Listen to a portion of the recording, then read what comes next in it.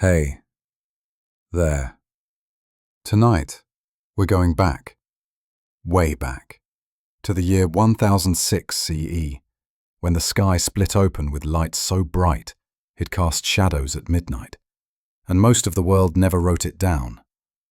But you're not in Europe tonight. You're not in a castle or monastery where monks are too busy arguing about theology to look up. You're in ancient Korea, specifically the kingdom of Goryeo. And you're about to witness something extraordinary while dodging arrows, surviving brutal winter raids, and eating millet porridge for the 347th day in a row. Your name doesn't matter to history. The records won't remember you personally, but your observations? They'll puzzle astronomers for 1,000 years. So, dim the lights. Get comfortable. Let me take you back to a time when looking at stars wasn't romantic. It was your job. A job that might get you killed. A job that required you to sit outside in -20-degree weather, watching, recording, freezing, while armies fought over the very ground beneath your observatory. Welcome, time traveler. Tonight, you're an astronomer in ancient Korea, and you're about to have a very long, very cold, very strange career. Where are you watching from tonight? Drop a comment. What time is it there? Are you ready for 1,000 years of cosmic bureaucracy? So, dim the lights. Let's begin. You wake before dawn, in a stone chamber that smells of damp earth and old ink. The year is 1004 CE, 2 years before the supernova that will define your career. Right now, you're just a junior astronomer in training at the Goryeo Bureau of Astronomy and Calendar, and you're already regretting every decision that brought you here. Your sleeping mat is thin. The floor is colder than seems physically possible. Outside, you can hear the changing of the guard, soldiers shuffling in metal armor that clinks against the morning silence. There's always soldiers. The Khitan armies from the north have been threatening invasion for months, and everyone's on edge. You sit up slowly, your spine crackling like old bamboo. At 19 years old, you already feel ancient. That's what happens when you spend every night outside staring at the sky, recording the positions of Venus and Jupiter while your fingers slowly lose feeling. Your senior, Master Cho, told you yesterday that astronomy isn't about wonder, it's about duty. The king needs accurate calendars to determine planting seasons. The court needs astronomical omens to interpret heaven's will. You need to not mess up, or you'll be demoted to recording rainfall patterns in some provincial backwater. You reach for your clothes. 3 layers of hemp and cotton, already stiff from yesterday's cold sweat. Your breath makes clouds in the dim light filtering through the paper door. Somewhere in the compound, someone's heating water for morning tea. You can smell it. Bitter grain, probably barley, mixed with wild herbs to keep everyone's stomachs from completely rebelling against the endless millet diet. You need to hurry. Morning observations start precisely at the hour of the rabbit, and Master Cho has made it very clear that precisely means 10 minutes early, with all your instruments already calibrated, looking alert and attentive. You've been late twice. You won't be late again. The observatory platform sits at the highest point of the Bureau compound, which isn't saying much, since the whole complex is deliberately built low to avoid attracting lightning during storms. You climb the wooden stairs, each step creaking under your straw-wrapped feet, and emerge onto the observation deck, just as the sky begins its slow fade from black to deep blue. Master Cho is already there, of course. He's always there. The man apparently doesn't sleep, or if he does, he's mastered the art of sleeping standing up with his eyes open. He's 63 years old, has survived 3 different court purges, 2 major invasions, and 1 unfortunate incident involving the Crown Prince, and some inaccurate eclipse predictions that everyone agrees never to mention. "You're late," he says, without turning around. "You're not late. You checked the water clock twice, but you bow anyway, deeply, holding it for exactly 3 seconds. This unworthy student apologizes for his inadequacy. Master Cho strokes his long white beard, still not looking at you. He's focused on the eastern horizon, where Venus is just becoming visible, a bright point of light hanging above the mountains like a cosmic lantern. What do you observe? This is a test. Everything is always a test. You step to your position, pulling out your measuring stick, a precisely calibrated bamboo rod with markings that took someone 3 years to perfect. You sight along it, measuring the angle between Venus and the horizon. The bright morning star stands 4 fingers above the eastern mountains, Senior Master. Its position is consistent with the calculations from 3 days prior. No unusual motion detected. And there's always an and. You squint, looking harder. The sky is getting lighter, making it difficult, but you notice it. The red planet, Mars, has moved slightly forward against the background stars, approximately half a finger's width eastward. Master Cho grunts. That's his version of praise. The morning observation session lasts 2 hours, during which time you record the positions of 7 visible celestial objects. Note 3 cloud formations that Master Cho insists are meteorologically significant, and slowly lose all feeling in your feet despite the triple-wrapped cloth around your straw sandals. By the time the sun fully rises, painting the sky in shades of orange and pink that would be beautiful if you weren't so cold and hungry, you've filled 3 wax tablets with preliminary notes that will later be transferred to silk paper in the record room. Adequate, Master Cho says, which from him is equivalent to someone else composing poetry about your genius. He descends the stairs with surprising agility for a man his age, leaving you to pack up the instruments alone. This is the routine. Every morning, regardless of weather, war, or personal catastrophe. The Bureau of Astronomy and Calendar has maintained continuous observations for 200 years. Emperors rise and fall, dynasties change, armies burn cities. But every morning, someone stands on this platform and measures the sky. You're carrying the instrument case down the stairs when you hear it. Horns, blowing from the northern watchtower. Not the regular patrol horns, the alarm horns. You freeze mid-step. The Khitan are coming. For weeks, everyone's been expecting this. The Northern Barbarians, that's what everyone calls them, though you suspect the Khitan have equally unflattering names for Goryeo-Koreans, have been massing troops at the border. Their excuse is some diplomatic slight from 3 years ago that nobody really remembers. The real reason is that they want Goryeo's territory, its resources, and its strategic position. You should run to the shelter. That's the protocol. Bureau personnel are considered valuable government assets and are supposed to evacuate to the underground storage rooms during raids. Instead, you stand there on the stairs, holding a case full of bamboo measuring sticks, wondering if anyone has ever died for astronomy before. The decision is made for you when Master Cho's voice cuts through the morning chaos like a blade. Inside. Everyone inside. Bring the star charts. You grab the instrument case and practically fall down the remaining stairs, your numb feet barely catching the edges of each step. The compound is now full of running people, guards rushing toward the walls with spears and bows, junior officials scrambling toward the storage buildings, someone's breakfast spilling across the courtyard stones in a tragic puddle of millet porridge.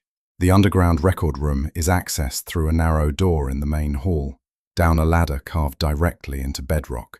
It's so narrow that you have to lower the instrument case on a rope before climbing down yourself, your shoulders scraping against stone walls on both sides. At the bottom, oil lamps are already lit. The room is larger than you expected, roughly 20 feet across, with stone walls lined floor to ceiling with wooden shelves, holding silk scrolls, bound books, wax tablets, and various astronomical instruments too valuable to risk above ground. Master Cho is directing traffic like a general, pointing people to positions. You, sort the observation logs by year. You, verify the integrity of the eclipse prediction tables. You, he points at you, count the star charts. Make sure we have all 47 sets. If we're missing any, someone will be beaten, and I'm too old for beating. So it will be you. Above, you can hear thuds. Distant at first, then closer. Something heavy hitting the compound walls, probably battering rams, or those stone-throwing siege engines the Khitan supposedly copied from the Chinese. The lamps flicker from the vibrations. You start counting charts, your hands shaking only slightly. 1, 2, 3. The silk is cool under your fingers, each scroll precisely labelled with dates and celestial coordinates. Outside, someone screams. You keep counting. 4, 5, 6. This is the job. You're on chart number 32 when the first soldier comes down the ladder. Not a Khitan invader, just a palace guard, looking for Master Cho. They have a brief, hushed conversation in the corner that you definitely shouldn't be listening to. But the stone walls echo everything, so you hear it anyway. Breached the outer wall. Holding at the second gate. King is considering evacuation. Master Cho's response is so quiet you almost miss it. The observations must continue. The guard stares at him like he's suggested they all grow wings and fly away. Senior Master, with respect, the Khitan are... The observations must continue. Master Cho repeats, louder now, his voice carrying that particular tone that means the discussion is over. We have maintained an unbroken record for 200 years. Wars end, dynasties fall. The stars remain. Our duty remains. The guard leaves, shaking his head, probably thinking astronomers are all insane. He's not entirely wrong. The attack lasts 6 hours. You know this precisely because Master Cho makes you record the time using the water clock that's somehow still functioning down here, in this hole in the ground. 6 hours of distant crashing, occasional screens, and at one point, smoke seeping down through cracks in the stone ceiling, which is terrifying until someone remembers that smoke rises, and this must be coming from somewhere lateral. Probably a nearby building burning. At the hour of the snake, the noises stop. Silence spreads through the underground chamber like a heavy blanket. Everyone looks at everyone else, no one wanting to be the first to speak, to guess what the silence means. Finally, Master Cho stands, brushes dust from his robes with great dignity, and says, I expect evening observations will be on schedule. Let us see if we still have an observatory. He climbs the ladder. After a moment's hesitation, you follow. The compound looks like someone picked it up, shook it violently, and set it back down slightly wrong. The main gate is splintered but still standing. The western wall has a hole in it large enough to drive a cart through, if you had a cart, which you don't, and if anyone was interested in driving anything anywhere, which they're not. Bodies. There are bodies. You're not going to describe them in detail, because this is supposed to help people sleep, not give them nightmares. But yes, there are bodies, mostly soldiers, some in Goryeo armor, more in the leather and iron of Khitan raiders. They're being collected by work details, and you carefully look anywhere else. The observatory platform is still intact. This feels like a miracle, or possibly just evidence that the Khitan raiders weren't particularly interested in astronomical instruments. They came for food, valuables, maybe hostages. Nobody raids a kingdom for its star charts. Master Cho walks directly to the platform without acknowledging the destruction around him. You follow, stepping around debris, broken pottery, scattered arrows, someone's abandoned shoe. The stairs still creak. The view from the top is smoky, the compound hazed with the aftermath of burning thatch roofs. But the sky above is clear. Evening observations, Master Cho says, as if this is a completely normal day, as if 6 hours ago you weren't all hiding underground, wondering if you'd be killed or captured. Will proceed as scheduled. The invaders have withdrawn. They achieved nothing of strategic value. You want to point out that they definitely achieved something. There's a hole in the wall and multiple dead people. But you're learning that Master Cho operates on a different scale. Today's raid is a footnote. The 200-year astronomical record is eternal. Yes, Senior Master, you say, because what else is there to say? Above, the afternoon sun beats down through smoke and dust. In 8 hours, you'll be back here, measuring Venus, if you survive that long. That evening, you conduct observations as scheduled. Venus appears precisely where the calculations predicted. Mars continues its slow crawl eastward. Jupiter hangs in the southern sky like an unwavering beacon. The universe apparently doesn't care that you spent today hiding underground, while people died violently above. This is somehow both comforting and profoundly disturbing. After observations, there's a mandatory assembly in the main hall, or what's left of it. The roof has a new skylight that wasn't architectural intentional. The bureau director, an official so senior that you've seen him maybe 3 times in 2 years, stands on a raised platform looking simultaneously exhausted and furious. "The king," he announces, "has praised our dedication to duty." Messages were sent to the palace, confirming that we maintained our observation schedule despite circumstances. This reflects well on the bureau. Someone in the back mutters something about reflecting well while standing in a building with half its roof missing, but quietly enough that it can be ignored. Repairs will begin immediately. The autumn observation season cannot be interrupted. We have 11 months until the next major celestial event, a solar eclipse predicted for next autumn, and all calculations must be verified and re-verified. 11 months. You try to imagine 11 more months of this. Daily observations, routine record-keeping, occasional raids by northern invaders who apparently have nothing better to do than periodically attack Korea. Junior astronomers, the director continues, and you suddenly pay much closer attention, will be assigned additional duties assisting with reconstruction. This includes physical labor. I understand this is unusual, but circumstances demand flexibility. Great. So now you get to haul stones and timber in addition to freezing on observation platforms and hiding in underground rooms during invasions. Really living the dream of a government astronomer. Master Che catches your eye from across the hall and gives the tiniest nod. Welcome to the profession. The next 3 weeks establish a new routine.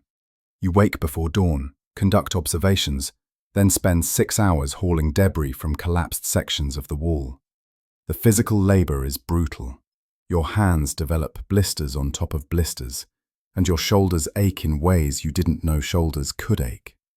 But you don't complain, because the actual soldiers rebuilding the fortifications are doing it in full armor, while also maintaining guard duty rotations.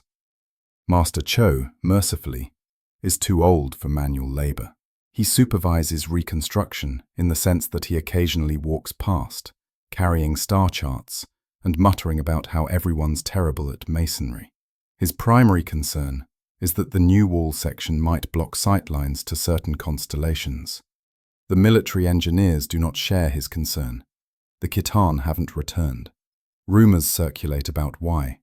Some say they were beaten back decisively. Unlikely. Others say they were just testing defenses. Possibly. Still others say they got distracted, raiding somewhere else. Probably. Court politics are above your rank to understand or care about. What you do care about? The night sky is getting interesting. You've noticed something odd. There's a region of sky near the constellation Westerners call Lupus. You call it something completely different, involving a celestial tortoise, because Korean star names make more sense than Latin ones. obviously. And over the past week, there's been this faint something. Not a star exactly, not a comet either, just this diffuse glow that shouldn't be there. You've checked and rechecked your charts. You've measured its position 4 different ways. You've even asked 2 other junior astronomers to verify your observations independently, without telling them what they're looking for. They all see it too. It's getting brighter. Master Cho, when you finally report it to him, strokes his beard for a full minute in silence. "Interesting," he finally says, which from him is equivalent to someone else screaming with excitement. Master Cho doesn't just acknowledge your observation. He mobilizes the entire bureau. Within 2 days, every astronomer from apprentice to director is spending extra hours tracking this anomaly. Charts are consulted. Historical records are pulled from the underground storage room. Everyone has a theory, most of them wrong. The senior astronomers debate whether it's a comet without a visible tail, or perhaps some atmospheric phenomenon. Or, and this is Master Cho's theory, which he states with the confidence of someone who's been right about these things for 40 years, something unprecedented. The ancient texts, he tells you during a rare tutorial session, mention guest stars, stars that appear where no star existed before, shine brilliantly for weeks or months, then fade. He unrolls a silk scroll showing observations from 3 centuries ago. The last recorded guest star appeared in the constellation of the Southern Dipper. It was visible during daylight for 23 days. Visible during daylight? You try to imagine a star bright enough to outshine the sun's scattered light. That's impossible? No, merely rare. Perhaps once in a lifetime, perhaps less. The glow in Lupus, in your celestial tortoise constellation, continues brightening. By the end of the 4th week, it's clearly visible to the naked eye, no longer requiring precise instruments to detect. By the end of the 5th week, it's the brightest object in that region of sky. By the start of the 6th week, people who have never looked at stars in their entire lives start asking questions. The court sends messengers. The king wants to know what heaven's will is being communicated through this celestial omen. Master Cho responds with a 20-page report that essentially says, "We're still observing. Check back later," but phrased in extremely formal language that makes it sound profound and important. You barely sleep anymore. Not from fear this time, from excitement. You're watching something extraordinary, and you know it. The guest star, everyone's calling it that now, reaches peak brightness on a cold night in early spring of the year 1006 CE. You'll remember this date for the rest of your life. Not because you want to, but because it's literally your job to remember celestial events, and this is the celestial event. It's bright enough to cast shadows. Let that sink in. A star, in the middle of the night, creating shadows sharp enough that you can read by them. You test this personally, holding up a record scroll in the starlight. The characters are perfectly legible. Master Cho stands beside you on the observation platform, and for once he's not critiquing your technique or lecturing about proper observation protocols. He's simply staring upward, his elderly face illuminated by the light of something that's probably farther away than human minds can properly comprehend.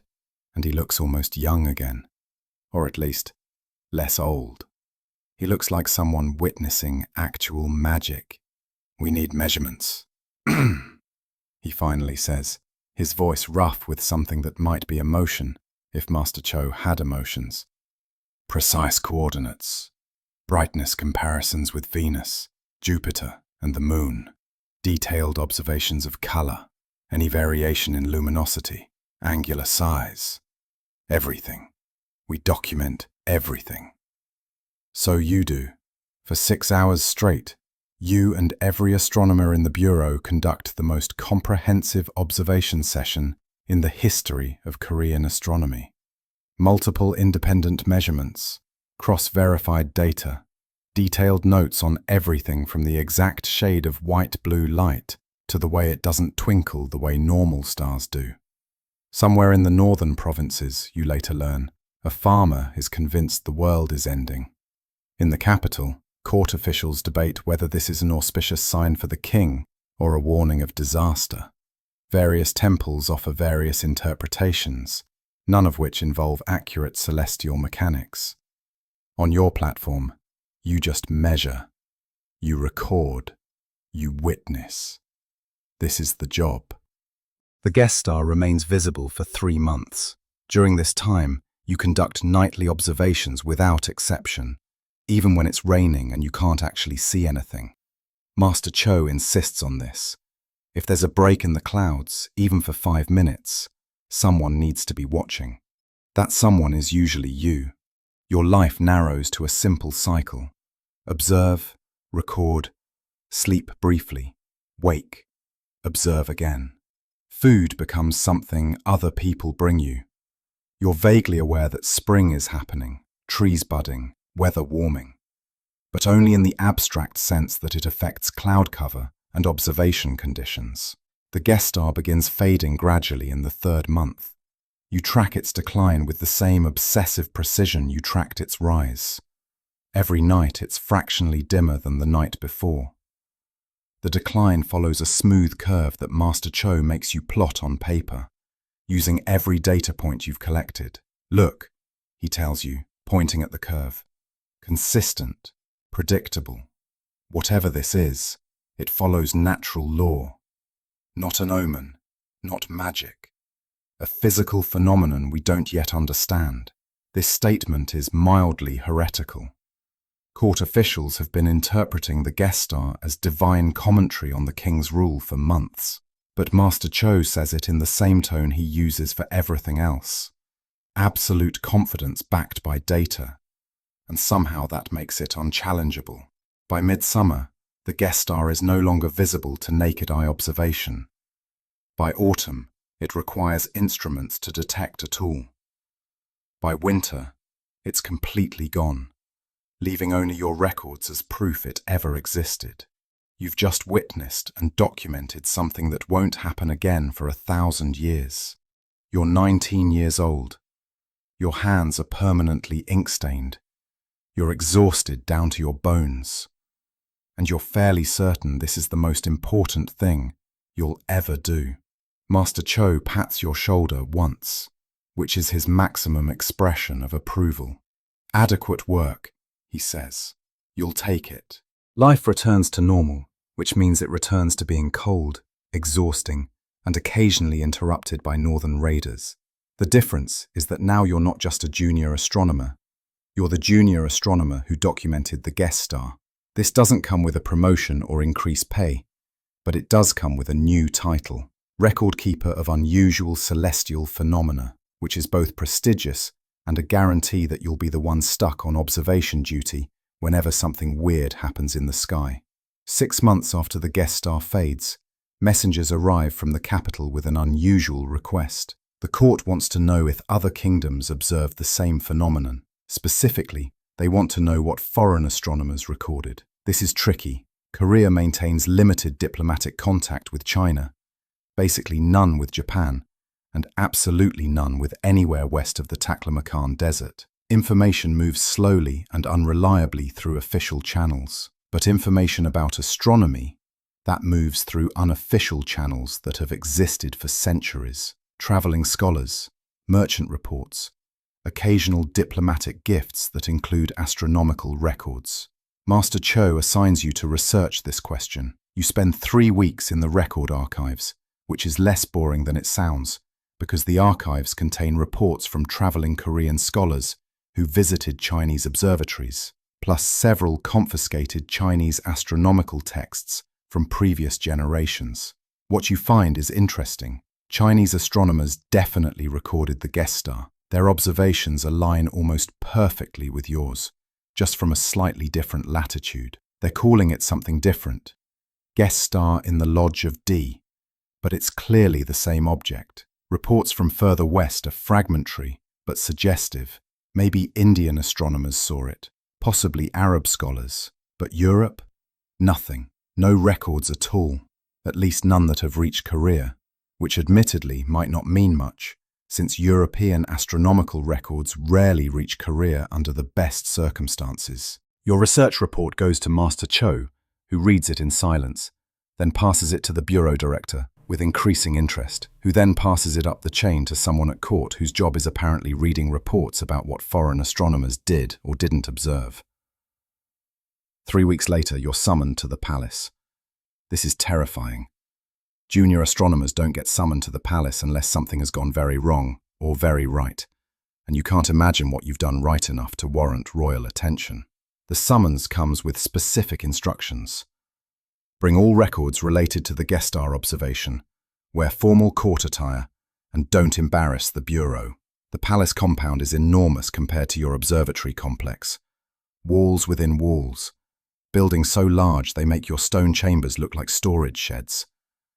Guards everywhere, all of them looking at you like you're potentially dangerous, despite being armed with nothing but scrolls and an abacus. You're led through 3 courtyards, upstairs, through a hall with ceiling paintings that probably cost more than your annual salary for the next 100 years, and finally into a reception room where several senior court officials are waiting. No king, fortunately, just officials, including one elderly scholar who you recognize from his portrait in the Bureau's Hall of Notable Astronomers. Chief Court Astronomer Yu, legendary for correctly predicting 6 eclipses in a row and surviving 4 different political purges. You're the one who documented the guest star, Yu says. It's not a question. Yes, honored scholar. You bow so low your forehead nearly touches your knees. Your observations match the Chinese records precisely. Same dates, same brightness progression, same final position. How did you ensure accuracy? Oh, this isn't about punishment. This is about methodology. You can talk about methodology. Multiple independent observations, honored scholar. Cross-verified measurements. 3 different calibrated instruments to check for error. You talk for 20 minutes straight, explaining your observation protocols in probably more detail than necessary. But Yu listens without interrupting. Chief Court Astronomer Yu asks questions for 2 hours. Not hostile questions, technical ones. He wants to know about your calibration methods, how you accounted for atmospheric distortion, why you chose certain background stars for reference points. He's testing your knowledge, and the fact that you have answers means you pass. Finally, he nods slowly. The guest star presented a unique opportunity. Your documentation is superior to most Chinese records I've reviewed. More precise measurements, better attention to decline progression. He pauses. The Chinese court astronomers have resources we lack. More instruments, more personnel. Yet your work exceeds theirs in several aspects. Do you know why? You hesitate, unsure if this is a trap. I do not wish to appear immodest, honored scholar. I'm not asking for modesty. I'm asking for analysis. We observed consistently, you say slowly. Every night, without exception. Chinese court astronomers serve many functions: political interpretation, calendar regulation, ritual timing. Their observation schedules are flexible. We made observation our only priority. Yu almost smiles. Correct. Single-minded dedication to observation, regardless of weather, politics or convenience, produces superior data. This is why Korea maintains one of the most continuous astronomical records in the known world. He gestures to another official. The king wishes to expand the bureau. More observers, more equipment, permanent observation stations in provincial cities. Your documentation has proven the value of our methods. This should feel like a victory. Instead, it feels like being assigned more work, which, in fact, it is. You're being told the bureau is expanding, which means everyone's workload is about to increase while the expansion is organized. You will assist in training new observers, Yu continues. Your protocols will become standard methodology. Consider this a promotion, though your rank won't officially change for another 3 years because bureaucracy is slow. Questions? No, honored scholar. What else can you say? You return to the bureau compound feeling both proud and exhausted, a combination that's becoming your default state. Master Cho is waiting on the observatory platform, which is never a good sign. When he wants to tell you something positive, he does it in the record room over tea. Platform meetings mean work. The court astronomer was impressed, he says without preamble. You represented the bureau adequately. Thank you, Senior Master. Don't let it inflate your head. Competence is expected, not praiseworthy. Now, he produces a rolled document from his sleeve. Your new duties. You'll train 6 new observers starting next month. They're younger than you, less educated, and will ask stupid questions. Answer them anyway.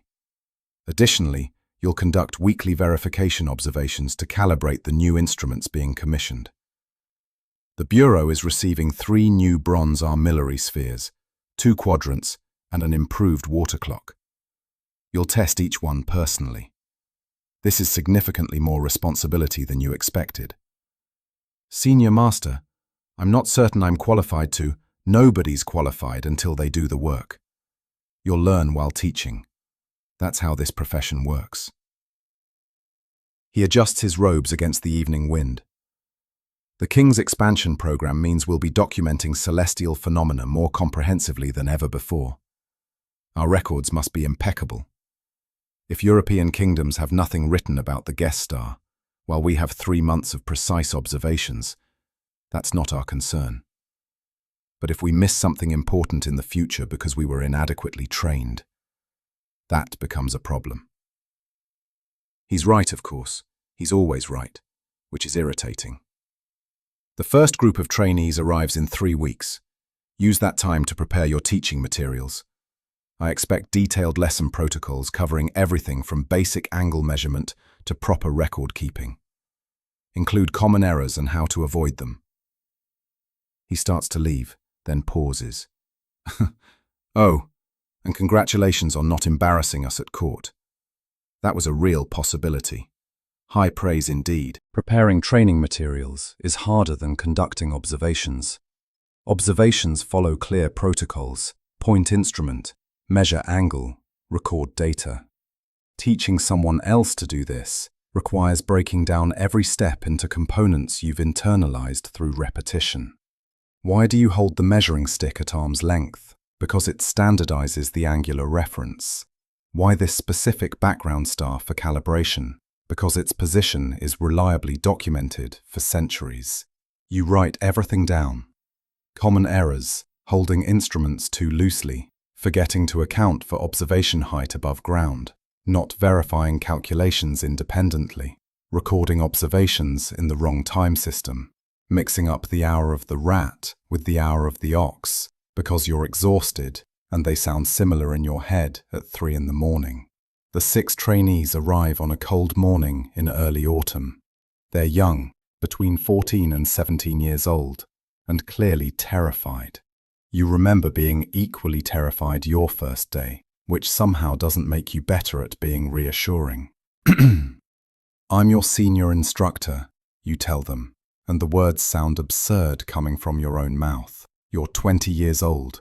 You're barely older than 2 of them, but you've documented a guest star and been praised by Chief Court Astronomer Yu, so apparently you're qualified to teach.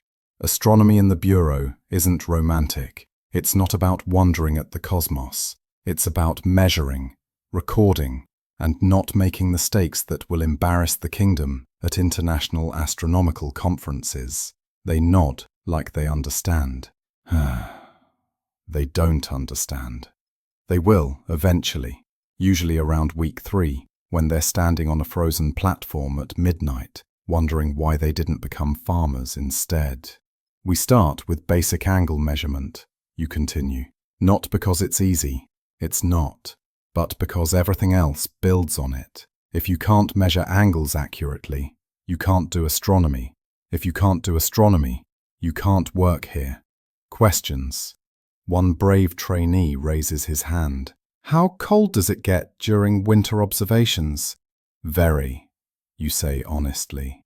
very, very cold. Teaching is exhausting in different ways than observing. When you observe, you can be methodical and slow. When you teach, 6 people are constantly making different mistakes simultaneously, and you need to catch and correct all of them before the errors become habits. Trainee Kim holds his measuring stick too loosely.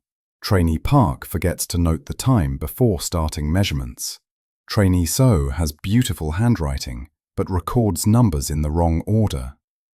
Trainee Lee is meticulous and careful, but so slow that he'll miss dawn entirely if you don't push him to work faster. Trainees Jin and Han are brothers who apparently think astronomy is competitive and keep trying to finish observations before each other, resulting in sloppy work from both. You correct, you demonstrate. You explain the same concept 7 different ways until it finally penetrates. You show them Master Che's observation logs from decades ago, pointing out the consistent formatting, the precise notes, the absolute reliability. This, you tell them, is the standard. Your work needs to match this quality, not eventually, from the beginning. They look at the logs like you've just told them to fly. It's too perfect, too precise, impossible to match.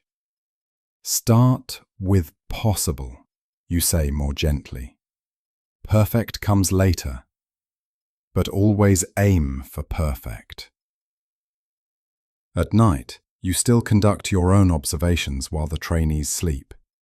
Master Che insisted on this.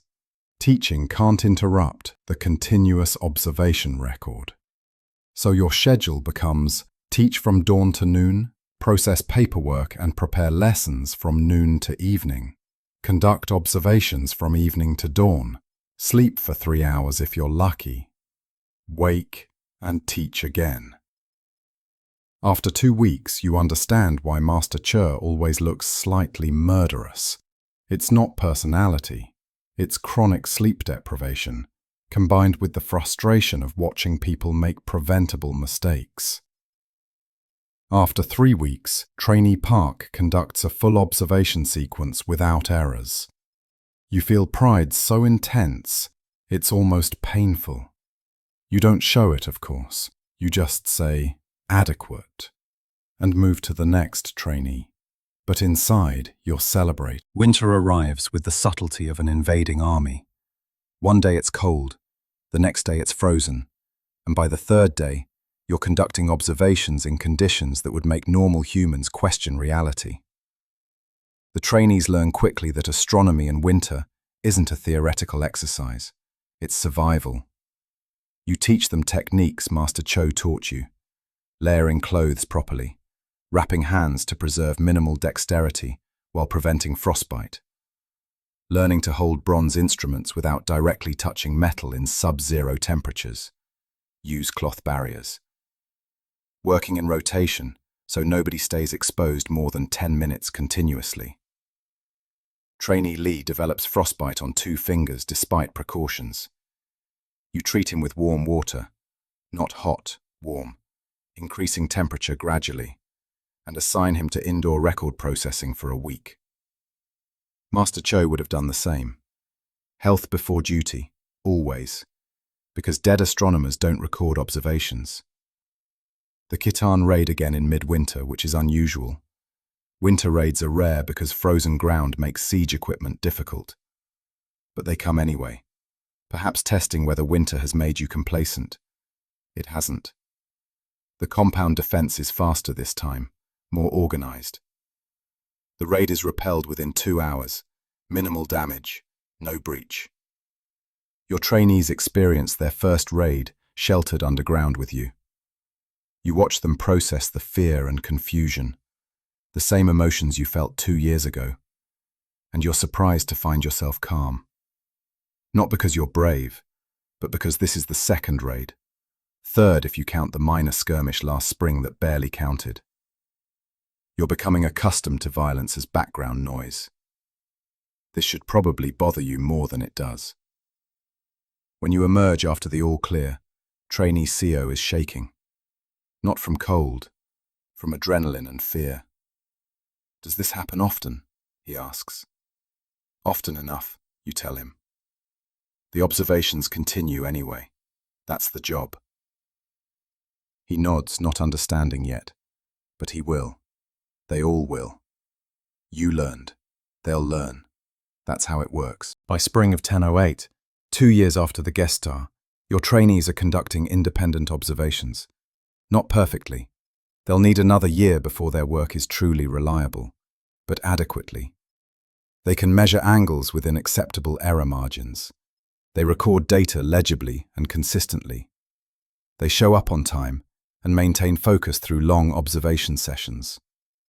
This is success, even if it doesn't feel triumphant. Master Cho evaluates their work with his characteristic terseness. Adequate. They won't embarrass us. 3 of them might actually become competent eventually. You've learned that from Master Cho. This is equivalent to giving them all medals and throwing a celebration feast. The Bureau expansion continues. A second observatory platform is constructed on the eastern compound wall, equipped with new bronze instruments that you calibrated personally. A process involving 3 weeks of comparing measurements against known star positions, adjusting and readjusting until the instruments match theoretical calculations within tolerable margins. You're assigned another 6 trainees. The cycle begins again.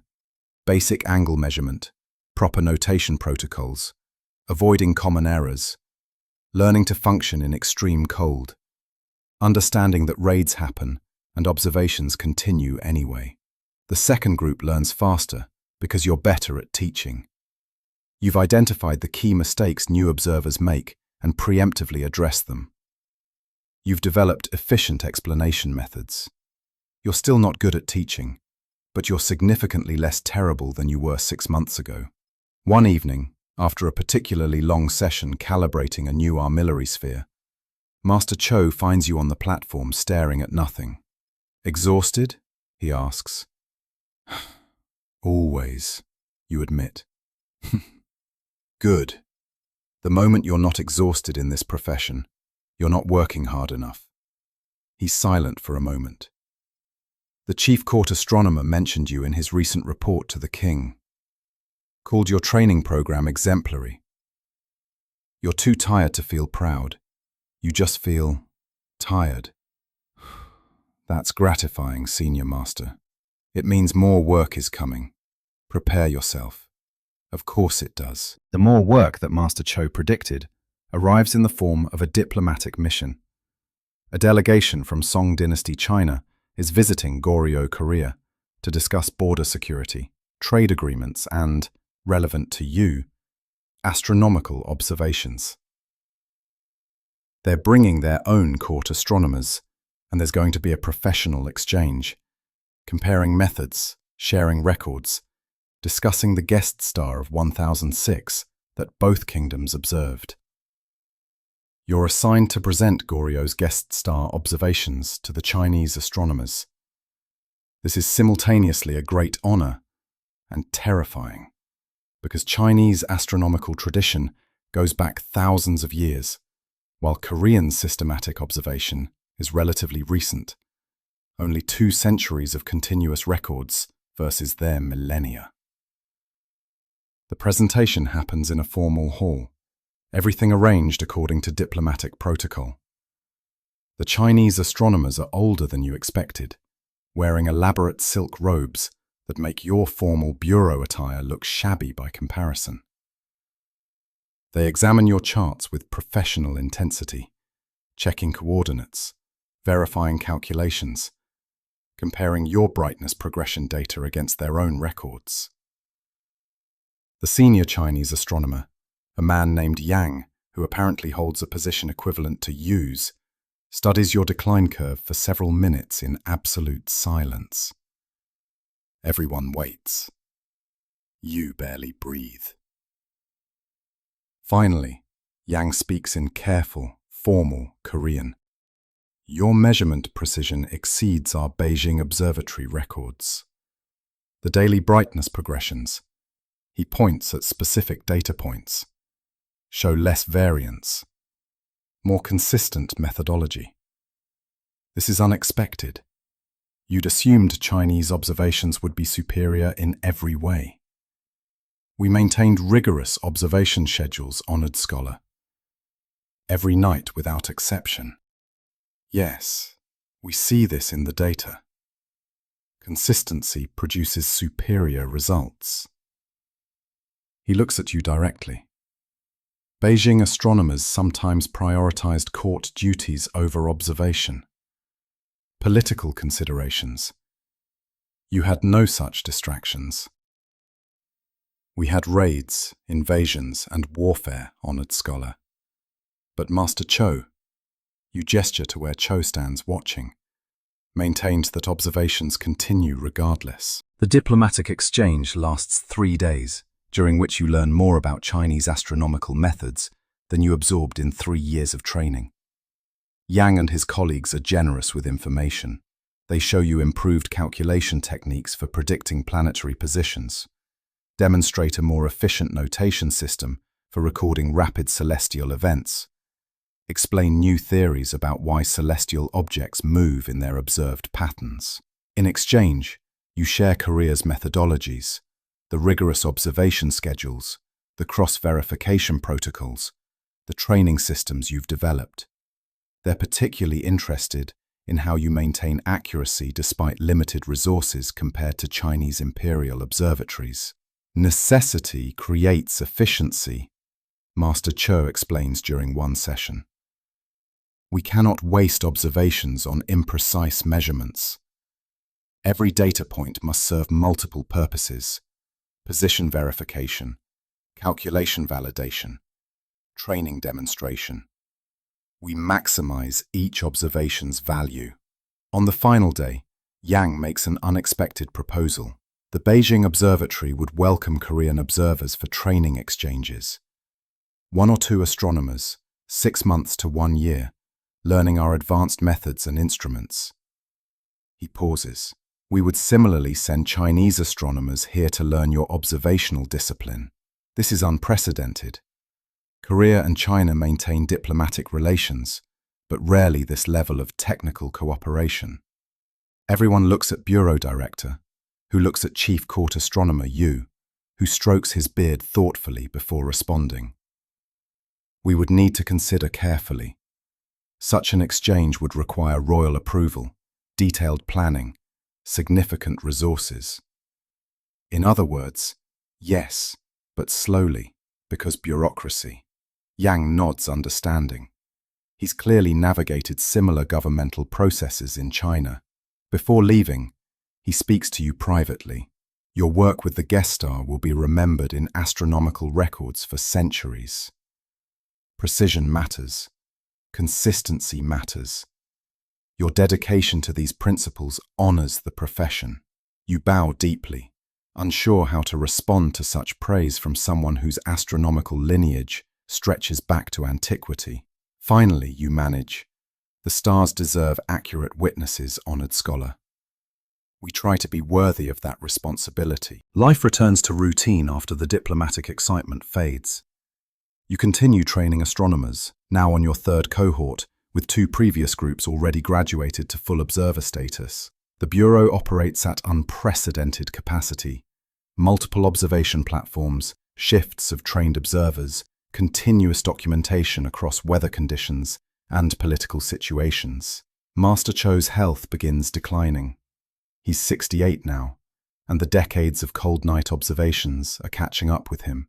He develops a persistent cough that never quite goes away, joints that stiffen in cold weather, eyes that struggle with close detail work. He doesn't reduce his schedule. That would be admitting age, which apparently isn't allowed.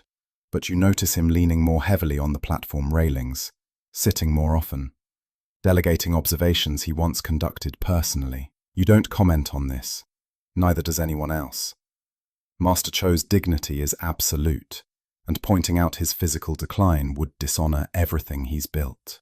Instead, you simply ensure that particularly difficult observations are, coincidentally, assigned to yourself or other younger astronomers. leaving Master Cho with supervisory roles that happen to require less physical exertion. He knows what you're doing.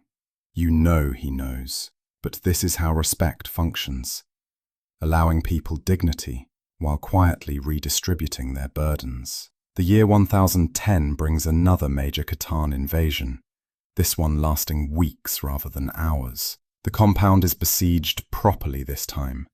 Siege towers, constant arrow fire, multiple assault attempts.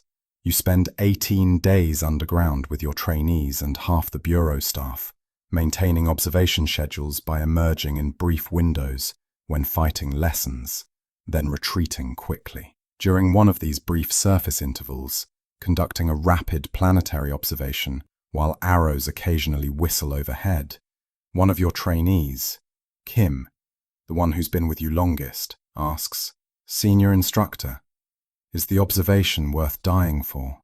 You measure Venus's position carefully before answering. The observation isn't worth dying for, but maintaining the record? Maybe.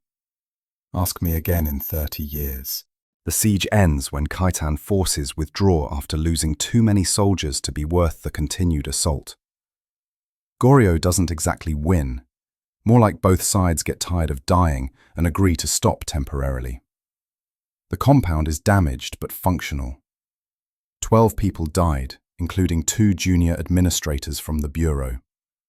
Not astronomers, fortunately, but people you knew. People who worked in the record room organizing charts you documented. You attend their funeral rites with appropriate solemnity, then return to work because the universe doesn't care about human casualties, and neither do observation schedules. Master Cho's cough worsens significantly after the siege. 18 days in the underground chamber's damp air did nothing good for his respiratory system. He continues supervising, but now from indoor positions, managing records and calculations rather than conducting observations. You've effectively become the senior observer, though officially you're still his subordinate. One evening he calls you to the record room.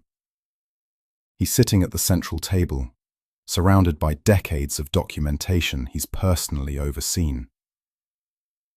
He looks small suddenly, diminished by age and illness in a way that makes your chest tight.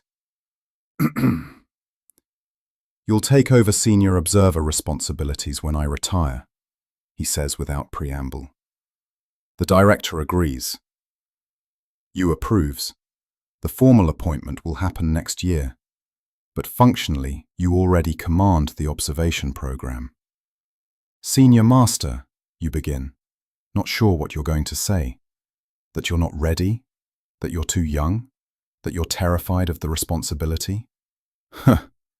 You've been ready for 2 years. You simply didn't know it. He strokes his beard, thinner now than it used to be. I have perhaps 2 years left. 3 if I'm lucky. I intend to spend them teaching you administrative protocols you haven't learned yet. Budget management, political navigation, court presentation skills. The observation skills you've mastered. The politics? That requires instruction. The next 2 years are intensive political education. Master Cho teaches you things never mentioned in observer training. How to write reports that satisfy both technical accuracy and political expectations. How to navigate competing interests between different court factions. How to request budget increases without appearing greedy. How to protect your observers from being reassigned to other departments during budget cuts. Astronomy, he tells you repeatedly, survives because we make ourselves indispensable. The king needs accurate calendars. The court needs interpretable omens. We provide both, which gives us leverage. Never forget that our work has practical applications that justify our existence. The pursuit of knowledge alone wouldn't keep us funded. This is more cynical than you expected from Master Cho, but also more realistic. The Bureau exists within political systems that don't care about celestial mechanics for their own sake. You're providing a service. The service happens to involve cutting-edge astronomical observation, but it's still fundamentally a transaction. Accuracy and utility in exchange for resources and protection. You also learn crisis management. In 1012, when predictions about a solar eclipse are off by nearly an hour, not your calculations, you did those correctly, but someone in the calendar division made transcription errors. You learn how to write an apologetic report that acknowledges error while explaining the mistake in technical terms that deflect blame appropriately. The calendar official responsible is transferred to a distant provincial office. Your observation program emerges unscathed. Master Cho watches you navigate this crisis with clear approval. You protected your people while accepting appropriate responsibility. That's leadership. I let someone else take punishment for a mistake that wasn't entirely their fault, you point out, feeling uncomfortable with the politics. Yes, that's how systems work. Not fair, but functional. Learn to live with the contradiction, or this position will destroy you. You're learning. It's less satisfying than astronomy, but apparently necessary. Master Cho dies quietly in his sleep during the winter of 1013, 7 years after the guest star. He's 70 years old, which is remarkable longevity considering the profession. His funeral is attended by every astronomer in the bureau, plus representatives from the palace, Chinese diplomatic observers, and various court officials who probably never spoke to him, but show up because protocol requires it. You deliver the funeral oration, which feels impossible, summarizing 45 years of astronomical work in 10 minutes of formal speech. You focus on numbers, because Master Cho would have appreciated that. 16,425 nights of observation during his career. 847 documented unusual celestial events. 23 correctly predicted eclipses. 89 trained astronomers, including yourself. 2 guest stars observed and documented, including the unprecedented brightness of 1006. Solemnly, he taught that consistency matters more than brilliance, you tell the assembled mourners. That observation requires discipline more than inspiration. That the stars deserve witnesses who show up regardless of weather, war, or personal comfort. Proudly, he was such a witness for 45 years. We honor him by continuing that witness. The formal appointment to senior observer happens 2 weeks later, after the appropriate mourning period. There's a ceremony involving many officials saying many words, most of which you don't really hear. What matters is the bronze seal they give you, the official marker of your authority over the Bureau's observation programs.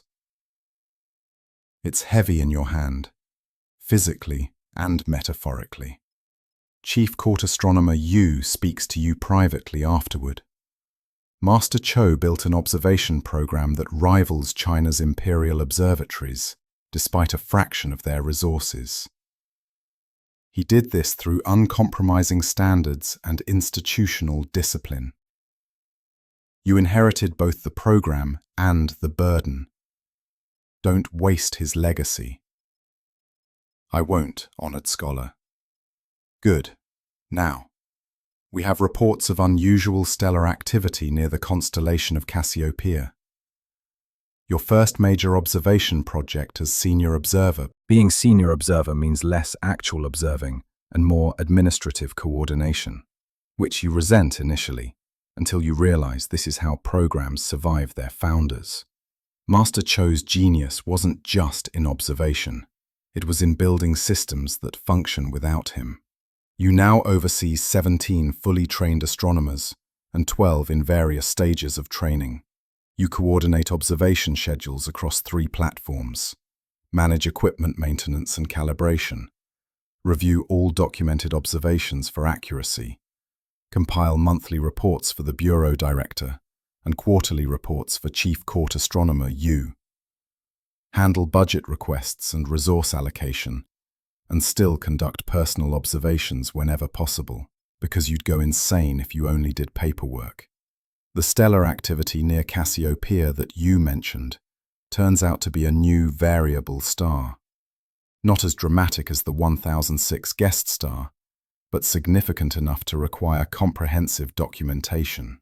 You assign rotating observation teams to track it continuously for 6 months, collecting data that will eventually be compared with Chinese and possibly Arab astronomical records, once diplomatic channels allow information exchange.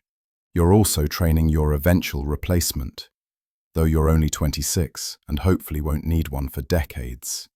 But Master Cho's lesson was clear. Institutions need succession planning.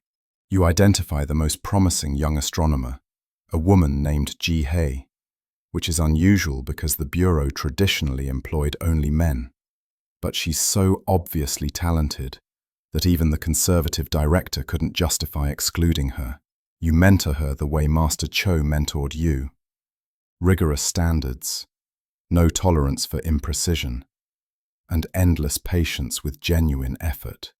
"Why do we observe so obsessively?" she asks one night during a training session. "The universe doesn't change based on whether we watch it." "No," you agree. "But our understanding changes, and understanding matters. Somewhere, centuries from now, someone will read our records and learn something we couldn't possibly predict. We're not observing for ourselves. We're observing for astronomers who haven't been born yet." The years between 1013 and 1018 establish patterns that will define Korean astronomy for generations. Your observation program becomes the model: comprehensive coverage, rigorous verification, continuous documentation, systematic training. Other government bureaus start adopting similar methodologies for their record-keeping, which is flattering until you realize it means attending interdepartmental meetings to explain astronomical documentation protocols to accountants and tax collectors. Ji Hei advances to full observer status in 1015, then to senior instructor by 1017. She's better at teaching than you ever were, more patient, better at explaining complex concepts in accessible terms. You give her increasing responsibility while learning to delegate, which is harder than it sounds. Every time she conducts an observation you're not personally supervising, part of you tenses, waiting for errors that rarely come. "You're doing that thing where you hover anxiously," she tells you one evening, after catching you reviewing her perfectly adequate observations for the 3rd time. "I'm not hovering. I'm verifying." "You're hovering. Master Che never hovered over you like this. Master Cho trusted me more than I trust you." That came out wrong. Yes, it did. She's smiling, though. "I'm not going to damage your precious observation program. My work is good. You know it's good. You're just uncomfortable not personally controlling everything." She's right, obviously. You're developing all of Master Cho's supervisory paranoia without his ability to gracefully conceal it. You're 30 years old, running a comprehensive astronomical observation program, and apparently you're terrible at trusting your own trained observers. "Fine," you concede. "I'll stop reviewing your work obsessively. But if you make errors, I reserve the right to say, 'I told you so,' repeatedly." "Deal. Now go home. You've been here for 16 hours. Even celestial observation can wait for you to sleep occasionally." You don't go home. You have reports due. But you do stop hovering quite so obviously. In 1018, 12 years after the guest star, you receive an unexpected letter from China. It's from Yang, the senior astronomer you met during the diplomatic exchange years ago. He writes in formal but warm terms, describing astronomical developments in Beijing, asking about Korean observations of recent planetary conjunctions, and casually mentioning that he's dying. Some wasting illness that the Chinese court physicians can't cure or even properly identify.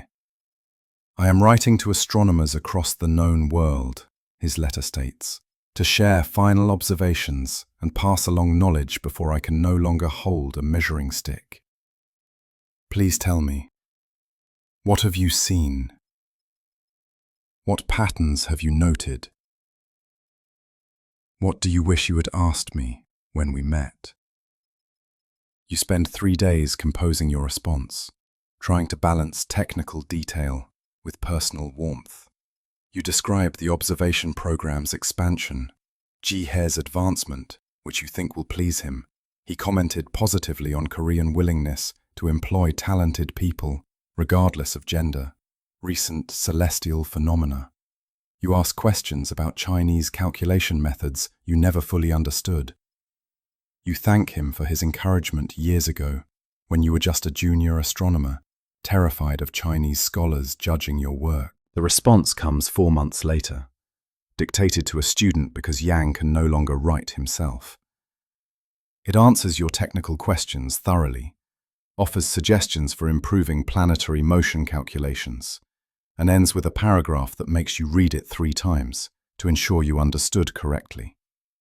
You asked once what makes observation worthwhile. I have spent 53 years measuring the sky.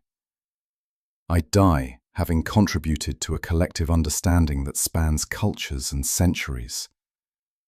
My observations will outlive me, informing astronomers I will never meet, answering questions not yet asked. This is immortality of a kind, not personal, but functional. It is enough. Watch the sky well, my Korean colleague. Someone will read your records 1,000 years hence and marvel. He dies 3 weeks later. The Chinese diplomatic office informs you officially. You observe that night sky with particular attention, thinking about scholarly legacies and cosmic timescales. The 1020s bring stability and routine, which in government astronomy means you're successfully doing your job. No major celestial events require emergency observation protocols. No wars significantly disrupt your schedules. There are raids, always raids, but they've become predictable enough to plan around. Your budget remains adequate. Your trained observers produce consistent work. Your reports satisfy court requirements without requiring excessive political maneuvering. This should feel like success. Instead, it feels like waiting. You're 34-old, running an astronomical observation program that operates smoothly enough that you sometimes feel unnecessary. Ji-he manages day-to-day training. Your senior observers conduct routine observations without supervision. The administrative systems you've built function almost automatically. You're not obsolete exactly, but you're definitely less essential than you once were. You're bored, Ji-he diagnoses, during one of your increasingly rare observation sessions together. You built a system that doesn't need you constantly, and now you're restless. I'm not bored. I'm efficiently managing resources. You're checking observation logs from 3 years ago, looking for errors that, if they existed, would have been caught by 4 different verification protocols. You're bored. She adjusts her measuring instrument. Venus is 3 fingers above the horizon, by the way. You're welcome for doing your job while you're having an existential crisis. You measure Venus anyway, even though her measurement is obviously correct. Master Cho never seemed bored. Master Choi had you to train and a guest star to observe. You have a functioning program and normal astronomy. Different circumstances. She makes a notation. Maybe you need a new project. Something beyond routine observation. She's right, but you're not sure what that project would be. You've documented the sky comprehensively. You've trained a generation of astronomers. You've established protocols that will outlive you. What else is there? The answer comes 3 months later, in the form of a request from the palace. They want a comprehensive star catalogue, documenting every visible star, celestial objects, position with unprecedented precision. Estimated time to completion, 10 years. Finally, something interesting. The Star Catalogue project consumes the next decade of your life. The goal is ambitious. Document the precise position of every star visible from Korea down to 4th magnitude, plus notable fainter objects. This means thousands of individual measurements, all cross-verified, all calculated relative to a standardized reference frame you're essentially inventing as you go. You divide the sky into sections, assigning observation teams to methodically document each region. Every star requires at least 3 independent measurements from different observers on different nights to verify accuracy. Every measurement must be recorded in standardized notation, with observation conditions documented: atmospheric clarity, temperature, moon phase, any factors that might affect precision. It's exactly the kind of massive, obsessive, borderline unreasonable project that reminds you why you became an astronomer. Master Cho would have loved this. He would have pretended it was routine bureaucratic work, while secretly being thrilled at the ambition. Your observers think you're insane. They're not wrong. The project requires observation sessions every clear night for years, processing more data than the Bureau has ever handled, developing new notation systems for previously uncatalogued stars. You're essentially creating an astronomical reference work that will define Korean astronomy for generations. Ji-hae becomes your deputy director for the project, managing schedules and data processing, while you focus on methodology and quality control. The partnership works well. She's better at administration than you ever were, while you're better at the obsessive precision required for this kind of cataloguing work. By 10:30, you're 44 years old, and the catalogue is roughly 60% complete. Your hair is mostly grey now, your body complaining about years of night observation in all weather conditions. But you've never been more professionally satisfied. This is real work. This matters. Centuries from now, astronomers will use this catalogue, and they'll know that Korean astronomers in the early 11th century took astronomy seriously enough to spend a decade documenting the entire visible sky. The catalogue is completed in 1033, 27 years after the guest star that defined your early career. The final document is massive, 1,464 stars catalogued with precise positions, brightness estimates, color notations, and notes on any unusual characteristics. It's bound in 5 separate volumes, each one copied 3 times. One set for the Bureau archives, one for the Palace Library, one to be sent to China as part of ongoing scholarly exchange. The completion ceremony is appropriately formal. The king, the 3rd king you've served under, time having its way with everyone, personally commends the work. Chief Court Astronomer Yu, now ancient and retired, but still attending important occasions, speaks about how this catalogue represents the culmination of Korean astronomical tradition. Various officials say various things that you don't really listen to, because you're exhausted, and the ceremony is taking forever. What matters is holding the finished volumes, feeling their weight, knowing that every position documented in them represents multiple observations by trained astronomers, following protocols you developed, verified through systems you built, recorded in notation you standardized. This is institutional achievement, not individual genius, but collective competence elevated to excellence through persistent, systematic effort. How does it feel? Ji-hae asks afterward, when the ceremonies finally end, and you're back in the record room with people who actually understand what you've accomplished. Exhausting, you answer honestly. Satisfying. Like I can finally rest, except I know I won't because there's always more work. You open one of the volumes randomly, scanning the precise listings. Master Cho used to say that astronomy isn't about individual brilliance. It's about showing up consistently and doing the work correctly. This catalogue proves his point. None of these measurements are revolutionary. Collectively, they're unprecedented. So what's next? She asks. You hadn't thought that far ahead. I have no idea. Maybe I'll finally learn to delegate properly and actually retire. She laughs. You're both aware that's not happening. Retirement turns out to be more metaphorical than literal. You maintain your position as senior observer, but gradually transfer actual authority to Ji-hye, who's been doing most of the work anyway for years.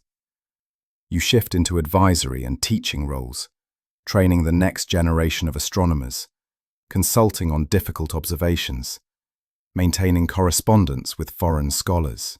You also start writing, not just observation reports, those you've written for decades, but instructional texts. Principles of precise observation. Methods for training new astronomers. Managing large-scale astronomical projects. These are practical guides based on your experience, meant to help future observatory directors avoid the mistakes you made. Writing is harder than observing. Observations have clear protocols. Measure, record, verify. Writing requires distilling decades of experience into clear instructions. Anticipating questions you haven't been asked yet. Explaining not just what to do, but why it matters. Your younger observers find the texts invaluable. Your contemporary colleagues find them slightly insulting. Did you really think we needed 20 pages on proper instrument maintenance? You don't care. These texts aren't for people who already know what they're doing.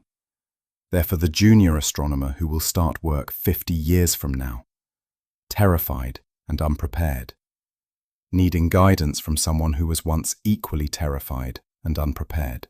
You're 51 when you receive news that makes you stop writing mid-sentence.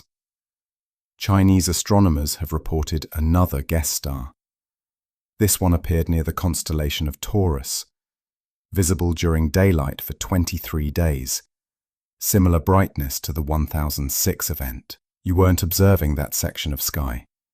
Wrong time of year, wrong hemisphere.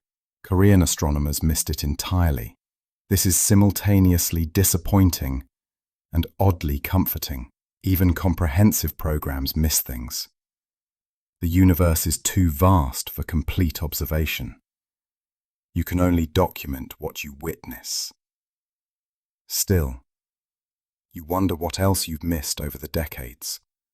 What celestial events happened while you were sleeping, or looking the wrong direction, or trapped underground during raids. Your instructional texts are completed over the next 3 years and distributed to observatories throughout Korea and sent as gifts to Chinese and Japanese astronomical institutions.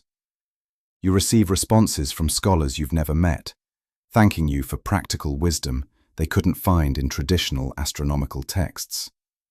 One young Chinese astronomer writes that your section on maintaining observation schedules during political upheaval saved his program from being dissolved during a palace purge. This is satisfying in unexpected ways. The 1006 guest star observation made you professionally notable. The star catalogue made you institutionally important. But these practical texts, these help individual people do their jobs better. That feels more meaningful somehow. You're 54 when Ji-hye is formally appointed senior observer, replacing you officially in the role you've already transferred to her functionally. The ceremony is brief and informal, which is appropriate because everyone involved knows this is just paperwork catching up to reality. Any advice? She asks afterward, now wearing the bronze seal you wore for decades. The observation continues regardless of your personal situation. That's both the burden and the comfort. When everything else falls apart, you can still measure Venus. You pause. Also, don't hover over your trained observers. They're better than you think, and you're worse at concealing your lack of trust than you think. She laughs. Did you actually just take your own advice? Eventually, after you called me out multiple times, you hand her a sealed document. This is my observation log from my first year. All the mistakes I made. Every correction Master Che had to force me to implement. When you doubt yourself, read it. You're better at this than I was at your stage. That's unexpectedly sentimental. Don't get used to it. Now go. You have evening observations to supervise. She goes. You stay on the platform for a while, watching the sunset, thinking about cycles and continuity. Retirement allows you luxuries you never had time for during your working decades. Sleeping through entire nights, eating meals at regular intervals, reading for pleasure rather than professional necessity. You discover that you're terrible at leisure. Without observation schedules structuring your time, you feel unmoored, purposeless. So you don't actually retire in any meaningful sense. You become the Bureau's institutional memory, the person younger astronomers consult when they encounter situations not covered in standard protocols. You review difficult observations when verification is needed. You maintain correspondence with scholars across Asia. You write occasional reports on historical comparisons, tracking how current observations relate to records from decades or centuries prior.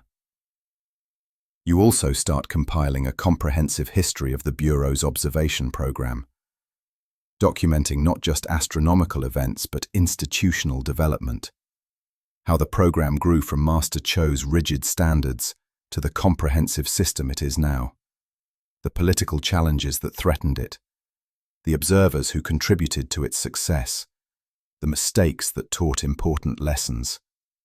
This history is personal in ways your other writings weren't. You include stories. The first raid you survived, hiding underground while wondering if astronomy was worth dying for. The night the 1006 guest star reached peak brightness, bright enough to cast shadows. Master Cho's death and the weight of inheriting his legacy. The decade spent cataloguing stars with obsessive precision. The missed guest star that reminded you of observation's fundamental limitations. You're writing your memoirs, Jihei observes, reading a draft section. I'm documenting institutional history. You're documenting institutional history through personal narrative. That's memoir. She continues reading. It's good. People should know that astronomical programs are built by actual humans, dealing with actual problems, not just abstract intellectual achievements. That's exactly what I'm trying to convey. Then it's memoir.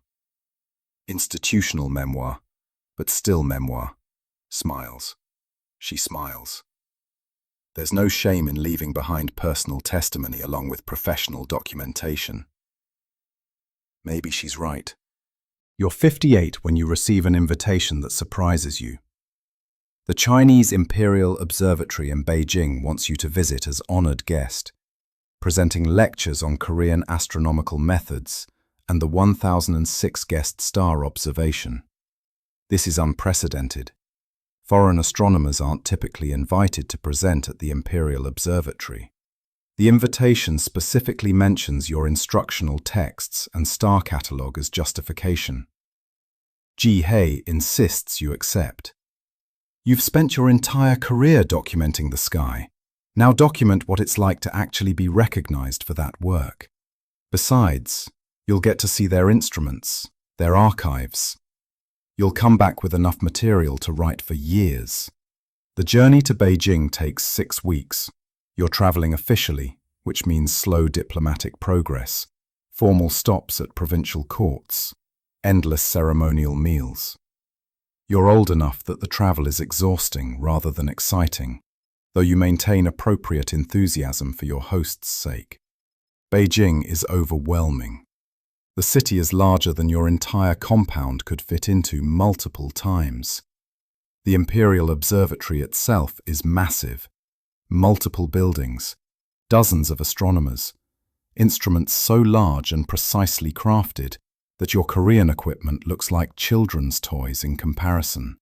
But when you present your work, the 1006 guest star observations, the star catalogue methodology, your training protocols, the Chinese astronomers listen with genuine respect. Your observations might have been conducted with simpler instruments, but the methodology, the consistency, the verification protocols, those are impeccable, and they recognize it. The head of the Imperial Observatory, a stern elderly scholar who reminds you uncomfortably of Master Che, asks pointed questions about maintaining accuracy with limited resources. You answer honestly. We couldn't afford redundancy in equipment, so we built redundancy into methodology. Multiple observers, multiple measurements, continuous verification. We made up for tool limitations with human discipline. He nods slowly. Resourcefulness is its own form of excellence. We could learn from this. That might be the finest professional compliment you've ever received. The 3 weeks in Beijing pass quickly, despite your age making everything more exhausting. You attend lectures on Chinese computational astronomy, examine instruments you've only read about in texts, discuss observation methodologies with astronomers from across China. You're treated as honored elder scholar, which is both flattering and slightly ridiculous since you're still getting used to being old enough to qualify as elder anything. The most profound moment comes in the Imperial Observatory's archive room, similar to your own but vastly larger, containing astronomical records stretching back over 1,000 years. The archive director, sensing your interest, brings out records from 1006. Your observations of the guest star, he says, unrolling the Chinese documentation, were more precise than ours in several important aspects. See, he points to brightness progression data. Your daily measurements show less variance, more systematic methodology. You compare the two records side by side. Korean observations in your familiar notation, Chinese observations in their traditional format. Different languages, different instruments, different observers, but describing the same celestial event, the data converging on shared truth. The universe doesn't care about our cultural differences, you say quietly. A star's brightness is what it is, regardless of who measures it or how. Yes, this is why astronomy matters. It's universal truth accessible through different paths. The archive director carefully rolls up both documents. Your work will be preserved here along with ours. Future astronomers will see how Korean and Chinese observations complemented each other, creating more complete understanding than either could achieve alone. On the long journey home, you think about that constantly. You spent your life documenting the sky from one small platform, in one small kingdom. But that work connected to larger efforts across cultures and centuries, each observer adding their piece to collective understanding that no individual could achieve alone. This is the real immortality. Not personal fame, but contributing to something larger that continues after you're gone. You return to Korea, feeling oddly young despite being nearly 60. The Beijing visit reminded you that you're part of international scholarly community, not just isolated observer in a small kingdom. You write extensively about the visit, comparing Chinese and Korean methods, documenting their advanced instruments, discussing how different approaches complement each other. Your institutional history, which you'd been writing slowly, suddenly acquires new urgency. You now understand how your program fits into larger astronomical tradition, spanning cultures and centuries. The Korean observation program isn't peripheral. It's a significant contributor to collective knowledge, punching well above its weight through methodological rigor and consistency. Ji-hye reads your revised history and notices the tonal shift. This is more confident. You're not just documenting anymore, you're arguing for importance. The work deserves that. Master Che deserves that. The decades of observers freezing on platforms deserve recognition for what they actually contributed. You set down your brush. Beijing has instruments we'll never afford. But our protocols, our training systems, our verification methods, those are equal or superior. That matters. It does matter. Write it that way. The next year passes peacefully. You write. You consult on occasional difficult observations. You maintain correspondence with Chinese astronomers, now feeling like actual colleagues rather than distant figures. You watch your grandnieces and grandnephews. You never married, too consumed by astronomy, but family connections remain. And try to explain what you did for a living. You looked at stars, one asks, genuinely confused about why this required decades of work. Yes, very carefully, and wrote down what I saw, so other people could learn from it. That's kind of boring. Frequently, yes, but occasionally spectacular. You think about the 1006 guest star, that impossible brightness. Worth the boring parts for the spectacular moments. The child remains unconvinced. That's fine. Not everyone needs to understand. The work stands regardless. You're 62 when Ji-hye comes to you with concerning news. There's a proposal at court to reduce bureau funding. Not eliminate it, Korean astronomy is too established for that, but significantly reduce staff and resources. The reasoning is predictable. No major celestial events requiring intensive observation, budgets tight due to increased military spending. The observation program has become routine enough that maybe it doesn't need current resource levels. They're not wrong about it being routine, Ji-hye says. But routine is the point. Consistent observation across all conditions, not just during spectacular events. That's what makes our records valuable. You know this argument intimately.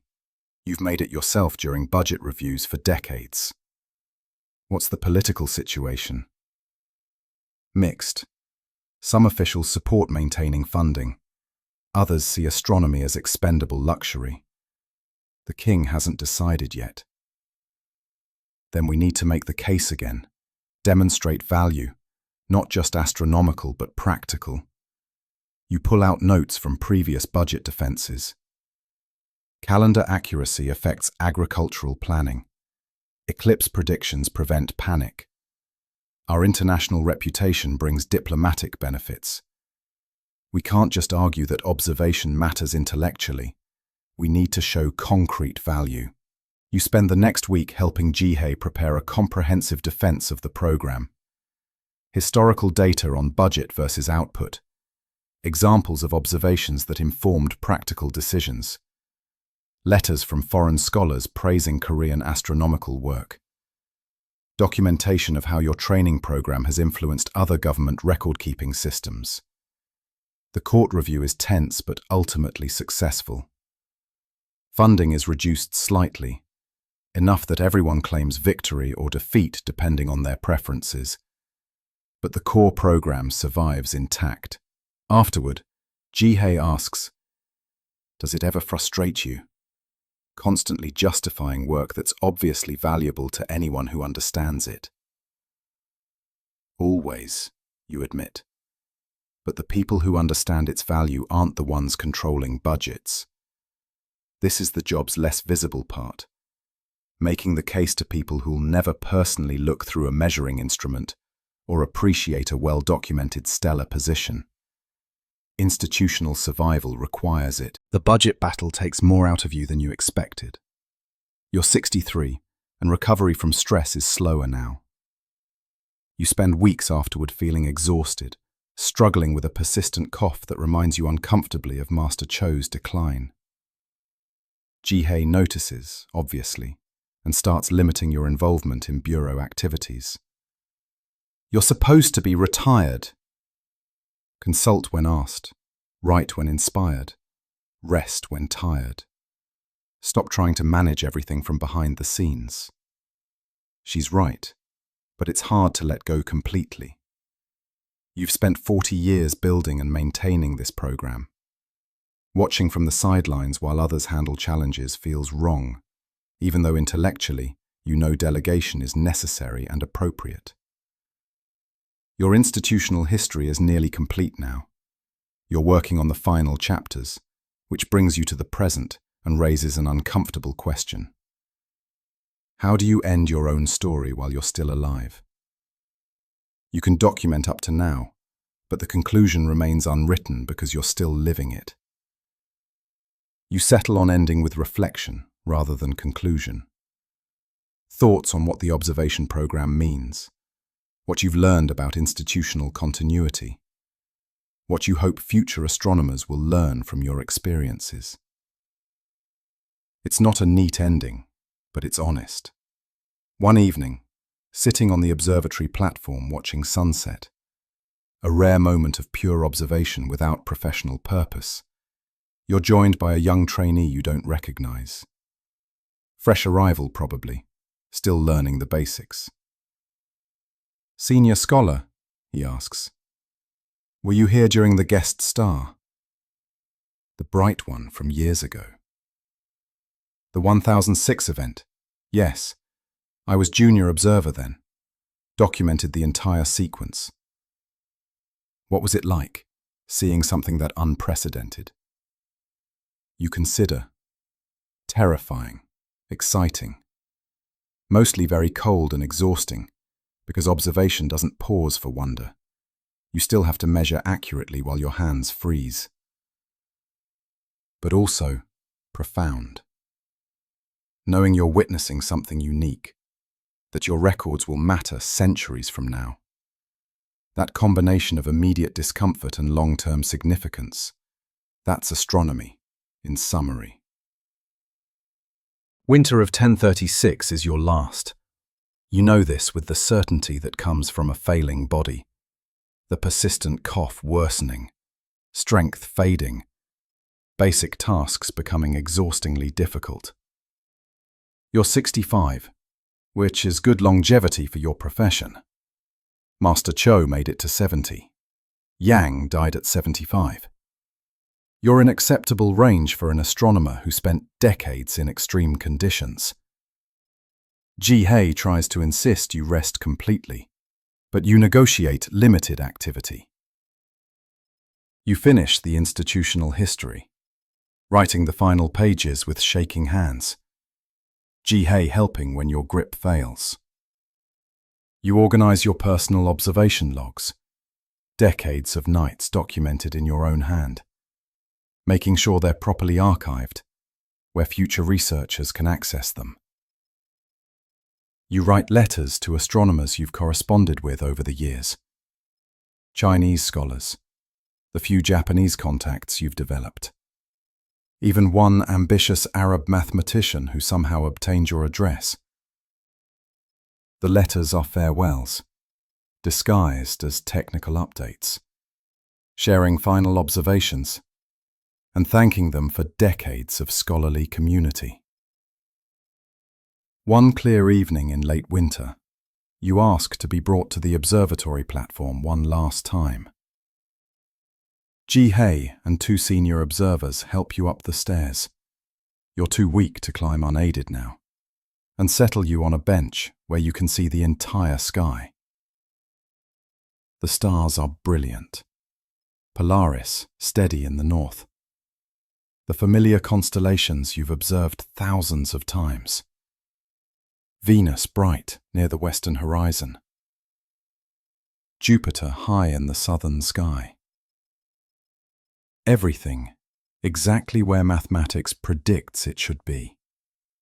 the universe following natural law with perfect consistency. Beautiful. You manage. Though talking is difficult now. Yes. Jihei agrees, standing beside you. You're not sure if you mean the stars, or the fact that you got to spend your life understanding them. Maybe both. You sit quietly, watching the sky one final time, surrounded by people continuing the work you helped build.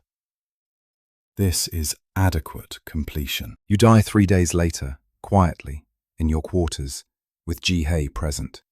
The last thing you see is the institutional history manuscript, completed, bound, properly archived, sitting on your desk where it belongs. Your funeral is well attended. Bureau staff, obviously, but also court officials, diplomatic representatives from China and Japan, former trainees from across Korea who traveled to pay respects. Chief Court Astronomer Yu, now truly ancient, attends, despite needing to be carried in a chair. He speaks briefly at the ceremony. This man dedicated his life to observing the universe with unprecedented rigor and documenting it for future generations. His work will inform astronomers for centuries. His methods will influence how observations are conducted throughout Asia. His training program will shape astronomical education for generations. You witnessed a guest star of historic brightness and ensured humanity would remember it accurately. He built an institution that will outlive all of us. This is exemplary life, fully lived in service to knowledge. You'd probably argue that the praise is excessive, that you just did your job consistently for decades, that Master Chair deserves more credit for building the foundation. But you're not here to argue, and the praise stands. Your personal observation logs are deposited in the Bureau archives alongside Master Chair's, where they'll be preserved indefinitely. Your institutional history is copied multiple times, one for the Bureau, one for the Palace Library, one sent to Beijing, one kept in the Korean National Archives. Your instructional texts continue being distributed to new observers. Jihei becomes one of the most respected senior observers in Korean history, leading the program for 23 more years before training her own replacement. The observation program continues without interruption. The guest star you documented in 1006 is remembered precisely because of your records. On clear nights, astronomers still stand on those platforms, measuring the same sky you measured, continuing the work that outlives everyone who contributes to it. This is institutional immortality. This is what you built toward. This is the Bureau of Astronomy and Calendar continues its work under Jihei's leadership. The observation program has expanded further, now 5 permanent platforms, 23 trained astronomers, systematic coverage of the visible sky every clear night. The protocols you developed are standard methodology, taught to every new trainee. Your institutional history has become required reading for senior observers. New copies are made as older ones wear from constant consultation. Chinese astronomical institutions cite it as exemplary documentation of how observation programs develop and survive political pressures. The 1006 guest star remains the standard reference for how to document unprecedented celestial events. When astronomers need to verify observation protocols, they consult your records. When training new observers in precision methodology, instructors use your guest star logs as examples of proper technique. The star catalogue you spent a decade creating is still the definitive Korean astronomical reference. Minor corrections and additions have been made as instruments improved, but the fundamental framework remains yours. Chinese and Japanese astronomers regularly reference it when comparing observations across regions. Your instructional texts are distributed throughout East Asia. A young Chinese astronomer, working in a provincial observatory similar to where you started, credits your section on maintaining observation during political instability, with saving his program during a military coup. Jihei occasionally visits your memorial tablet, updating you on bureau developments in the formal language used for addressing honored dead. She tells you about successful observations, new trainees, political victories, occasional failures. She treats these updates as conversations, one-sided now, but continuing the mentorship relationship that defined both your careers. Master Cho's observation logs sit beside yours in the archives, 2 generations of systematic documentation representing 45 plus 40 years of continuous observation. Soon Jihei's logs will join them, then her successors, then theirs. An unbroken chain of witnesses documenting the universe from one small peninsula on one small planet. Jihei retires at age 60, following the pattern you established. She's trained her replacement, a brilliant young man named Min Jun, who studied your institutional history as a student and built his career following your methodologies. The observation program continues growing under his leadership. A comprehensive retrospective study of the 1006 guest star is published, comparing observations from Korea, China, Japan, and fragmentary reports from Arab astronomers. Your Korean observations are the most complete and precise, the standard against which others are measured. The study estimates the guest star was a stellar explosion, approximately 7,000 light-years from Earth, a number that would have amazed you, though you lacked the theoretical framework to calculate it. The universe is larger than you could have imagined, but your observations remain accurate, regardless of scale. The Bureau marks the 50th anniversary of the guest star observation with a ceremonial review of your original logs. Senior astronomers read selected passages aloud, demonstrating how systematic observation was maintained across the entire sequence. Young trainees listen, understanding intellectually, but unable to fully grasp what it meant to witness that unprecedented brightness. A Chinese diplomatic mission brings gifts, honoring you posthumously. Formal recognition from the Beijing Imperial Observatory, naming you among the great astronomers of the age. The gifts include a beautifully crafted bronze astronomical instrument, engraved with your name, and the dates of the guest star observation. It's placed in the Bureau's ceremonial hall, where visiting dignitaries can see it. Your instructional text on training programs is now standard curriculum in Chinese provincial observatories. Your institutional history is required reading for anyone assuming senior astronomical positions throughout East Asia. Your star catalogue is in its 3rd official edition, expanded, but still acknowledging you as the original compiler. Master Chair would be pleased. Yang would be satisfied. You, if you were here to have an opinion, would probably just nod once and say, adequate.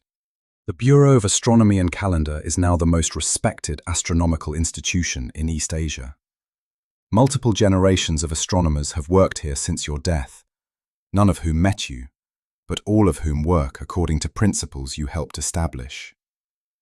The observation program maintains continuous records spanning 9 decades since Master Cho's early leadership. An unbroken chronicle of the visible universe as witnessed from Korea. Your name appears in astronomical texts throughout Asia as the Korean observer of the guest star of 1006. The actual details of your life have faded. People know you documented the guest star with unprecedented precision, compiled an important star catalogue, developed influential training methods. But most don't know about the raids you survived, the cold you endured, the budget battles you fought, the doubt and exhaustion, and occasional terror. History remembers achievement more clearly than experience. This is appropriate. You weren't trying to be remembered personally. You were trying to document the universe accurately and build systems for others to continue that documentation. Mission accomplished.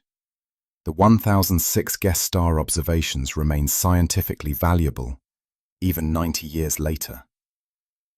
When new theories about stellar behavior develop, astronomers return to your records, seeking data to confirm or refute hypotheses.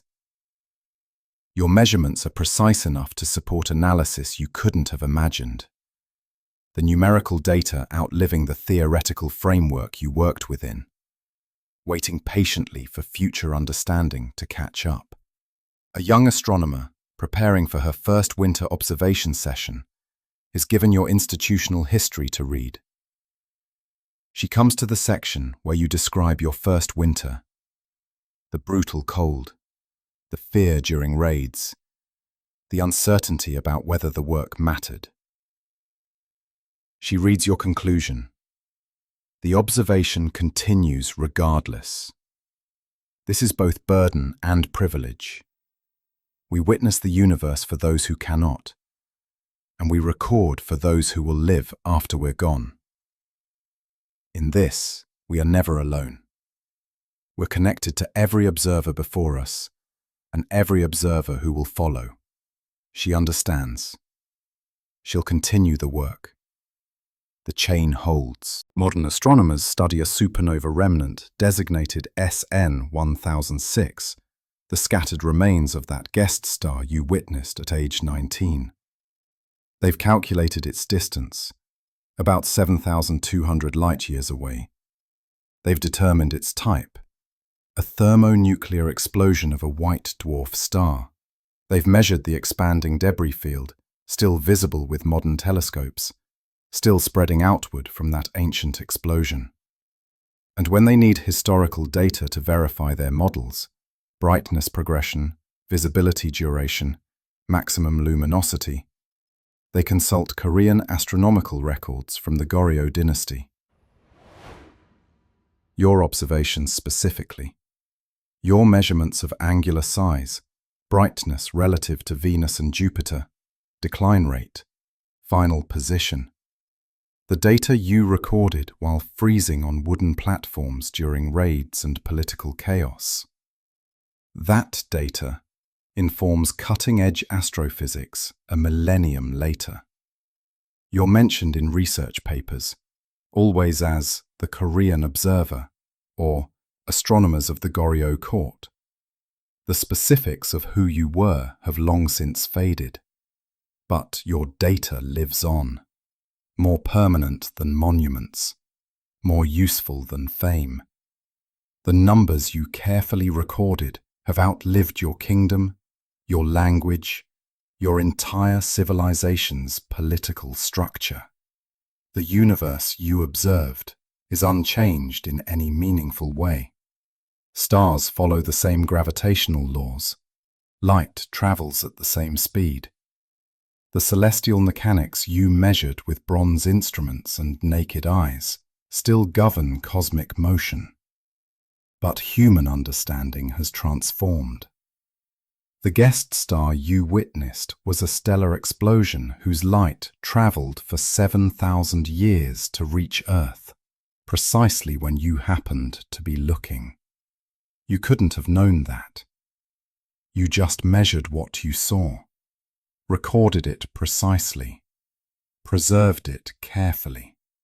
That was enough. In the end, that was more than enough. You witnessed the universe for those who couldn't.